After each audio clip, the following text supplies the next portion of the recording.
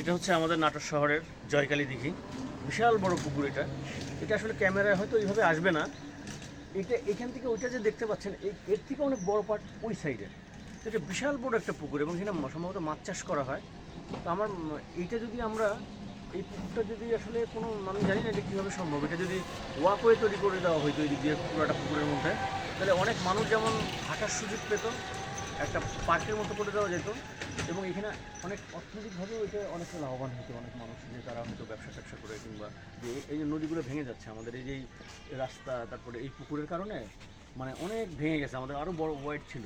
যে এই পুকুরের পাড় দিয়ে যদি কখনো ওয়াকওয়ে করা যায় তাহলে আমাদের স্থানীয় লোকাল লোকগুলার অনেক এখানে আমার মনে হয় যে উপকার হবে, তারা এইখান দিয়ে হাঁটাহাঁটি করতে পারবে এবং এখানে একটা মানে ব্যবসায়িক একটা কেন্দ্র হতে পারে সেখান দিয়ে যদি সংস্কার করা হয় আর কি।